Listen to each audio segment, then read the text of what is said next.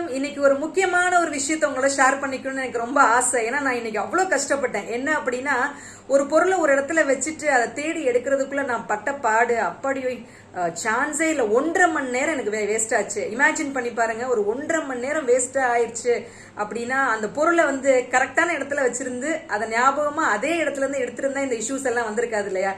இப்படி பேசும் பொழுது எனக்கு யார் ஞாபகம் வர்றாங்க அப்படின்னா, என்னுடைய அப்பா. எங்க அப்பா பேரு மாணிக்கம். ஸோ இன்னைக்கும் manikam.kavitha@gmail.com அப்படிங்கிறதுல தான் நான் இருக்கிறேன். அது எனக்கு பெரிய சந்தோஷத்தை கொடுக்குது. ஸோ எங்க அப்பாவை பத்தி ஷேர் பண்ணணும் அப்படின்னு சொல்லி பார்த்தா, சின்ன பிள்ளையில இருந்தே நிறைய நல்ல விஷயங்களை சொல்லி தான் வளர்த்தாங்க. எல்லா அப்பாவும் அப்படிதான் வளர்த்துருப்பாங்க. ஸோ ஸ்பெசிஃபிக்கா பார்த்தா, எ place for everything and everything in it's place அப்படிங்கிற ஒரு விஷயத்த எங்க அப்பாட்ட இருந்து தான் நான் கத்துக்கிட்டேன். ஒரு இடத்துல என்ன எடுக்கிறியோ அதே இடத்துல வை அப்படிம்பாரு. ஸோ இன்னைக்கு நான் அதை மறந்துட்டேன் பாருங்க. அதனால 1.5 மணி நேரம் எனக்கு வேஸ்டா போச்சு. நான் அப்ப நினைச்சுக்கிட்டேன், ஐயோ அப்பா அப்படி சொல்லுவாங்களே, நம்ம அதை மிஸ் பண்ணிட்டோமே அப்படின்ட்டு. பல நேரத்துல அதை நான் ஃபாலோ பண்ணிட்டு இருக்கிறேன். ஏன்னா இப்பெல்லாம் வீட்டுல எதையாவது எங்கேயாவது வைக்கிறது, அப்புறம் எங்க வச்சோங்கிறத மறந்துட்டு எங்கேயாவது போய் தேடுறது, இப்படி எல்லாருக்குமே நடக்கும். உங்களுக்கும் நடக்கும், எனக்கும் நடக்கும். ஸோ இந்த விஷயம் ஒரு அருமையான விஷயம். இதை தாண்டி நான் அப்பாட்ட கத்துக்கிட்ட விஷயம் அப்படின்னு சொல்லி பாத்தீங்க அப்படின்னா, தேவையில்லாம செலவு செய்யறது. ஸோ அது என்னோட ஹேபிட்டா இருந்துச்சு.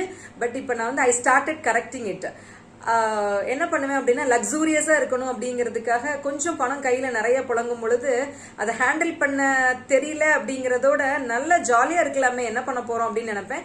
பட் ஜாலியா இருக்கிறோம் அப்படிங்கறத தாண்டி சேவிங்ஸ் அப்படிங்கிறது எவ்வளவு பெரிய இம்பார்ட்டன்ஸ் அப்படிங்கறத அவர்கிட்ட தான் கத்துக்கிட்டேன். ஈவன் பாத்தீங்க அப்படின்னா, காலைல எந்திரிக்கும் பொழுது ஒரு 6 o'clock மேக்சிமம் எங்க வீட்டுல ஃபேன் ஓடுற டைம் அதுதான். 6க்கு மேல தூங்குனா, யார் தூங்குனாலும் அவர் பார்க்க மாட்டாரு, ஃபேன் ஆஃப் பண்ணிடுவாரு. ஸோ அப்பா இபில ரிட்டையர்டு. பட் அந்த எலக்ட்ரிசிட்டி அப்படிங்கிற ஒரு விஷயம் அவர்கிட்ட தான் கத்துக்கிட்டேன். இன்னமும் வீட்டுல தேவையில்லாத இடத்துல லைட்டோ ஃபேனோ இருக்குது அப்படின்னா நான் போய் ஆஃப் பண்ணுவேன். இதே தான் என்னோட காலேஜ்லயும் நான் பண்ணுவேன். ஸோ இப்போ கிளாஸை கிராஸ் பண்ணி போறேன், கிளாஸ் ரூம்ல ஃபேன் ஓடிட்டு இருக்குன்னா ஆஃப் பண்ணிட்டு தான் போவேன். ஸோ அன்னைக்கு அவரோட பழக்கம் தான் இன்னைக்கு எனக்கு ரொம்ப ஃபாலோ அப்பா இருக்குது. இன்னும் பாத்தீங்க அப்படின்னா, எனக்கு இன்னும் நல்ல ஞாபகம் இருக்கு. தீபாவளி டைம்லாம் எங்களுக்கெல்லாம் ட்ரெஸ் நல்லா எடுத்து கொடுத்துட்டு, அவர் ஒரு சின்னதா பாத்தீங்கன்னா ரொம்ப கம்மியான அமௌண்ட்ல என்ன வாங்க முடியுமோ அதான் வாங்கிப்பாரு. சில தீபாவளி கைலி மட்டும் கூட வாங்கியிருக்கிறாரு. அவரோட ஷர்ட்ஸ் பேண்ட்ஸ் பாத்தீங்கன்னா ரொம்ப கவுண்டபிளா தான் இருக்கும். ஒரு வாரத்துக்கு என்ன தேவை, 5 6 அதை மட்டும் தான் துவைச்சு கையாலே அயன் பண்ணி போட்ட காலங்கள்லாம் இருக்குது. ஸ்பெசிஃபிக்கா பார்த்தா, ஈவன் டீ கூட அவர் வெளியில குடிக்க மாட்டாரு. ஈவினிங் வீட்டுல எவ்வளவு நேரம் ஆனாலும் டீ கூட இங்கதான் குடிப்பாரு. தேவையில்லாம செலவு பண்றது அப்படிங்கறத கட் பண்ண சொல்லி எவ்வளவோ சொல்லுவாரு. பட் அப்பெல்லாம் நிறைய விஷயங்கள் அவர் சொல்றதை எல்லாத்தையுமே கேட்க முடியல. சின்ன பிள்ளையா இருந்தோமா, கேட்கறதுக்கு சங்கடமா இருக்கும். சொல்லிட்டே இருக்கிறாரு, உருன்னு இருக்கிறாரு. எங்க அம்மாட்ட சொல்லுவேன் நானு, அப்பா எப்பயுமே உருன்னு இருக்கிறாருமா அப்படின்னு சொல்லுவேன் நானு.